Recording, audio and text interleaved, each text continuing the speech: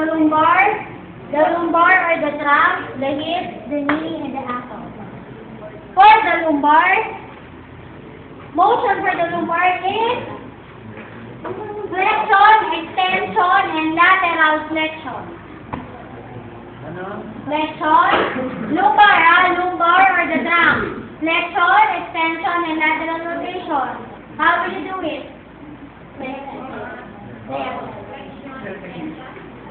Okay. For the lumbar or the trunk, flexion, extension, okay? For the flexion, you have to lift yung upper part ng katawan ng patient nyo. And then this is flexion, para nyo pinag-sit up, and this is extension.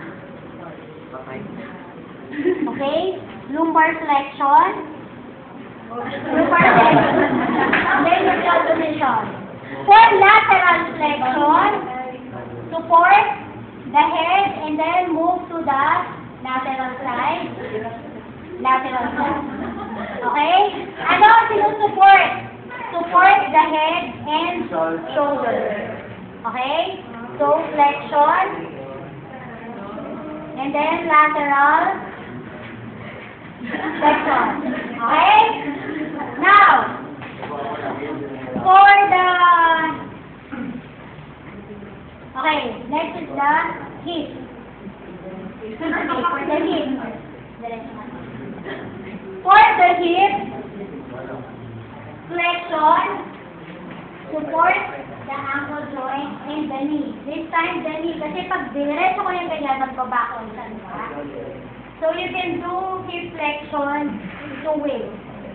Number one is leg straight, support the knee, and then this is hip flexion.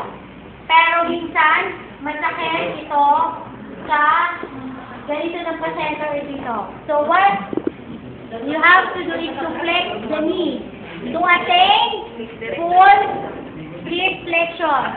Support ha, tignan yung support. This is hip flexion. One. This is two. Hip flexion ha. And three. Okay, this is hip flexion. Next is hip abduction. Support the knee, cradle the knee of the patient, support the ankle, and then proper body mechanics, and then abduction.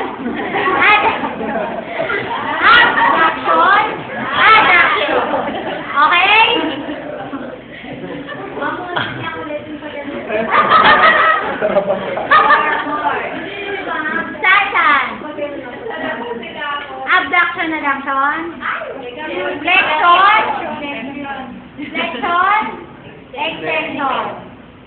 Abduction, extension, cradle the knee, and then this is abduction.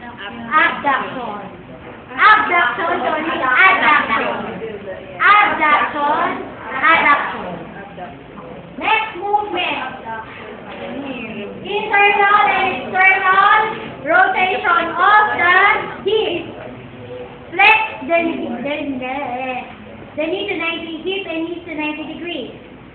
Then this is internal rotation, and this is external rotation. Internal rotation of the hip, external rotation. Okay? Internal rotation, external rotation. Abduction. And this is extension. Okay. Okay. For the hip. Next is the knee. For the knee, just flexion and extension.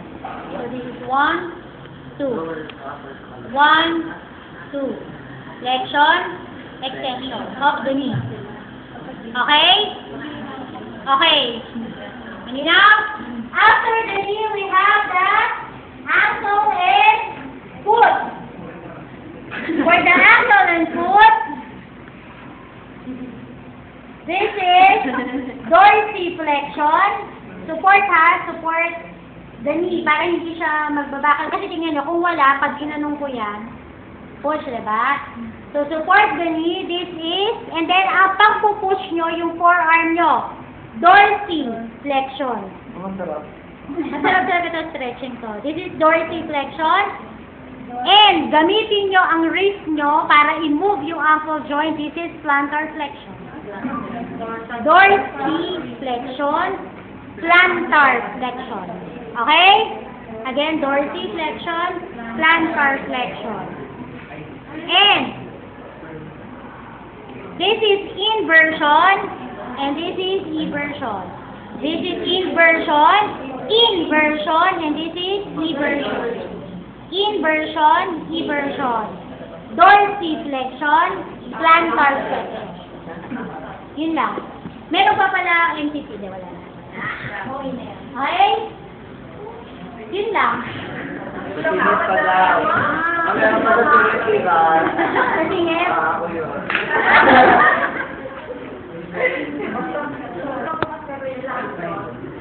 Or, eto ha, isa pa pala for the, I forgot, may isang way na mas easiest for the lumbar. The lumbar flexion. It's either the upper part of the body ang iti-flex mo, or you can flex both knees, flex both knees. This is lumbar flexion. This is lumbar flexion. Mas lumbar lang yung lumbar flexion.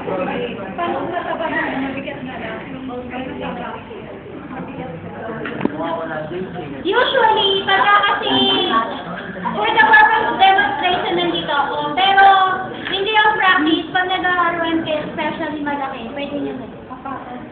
Papagman mo na.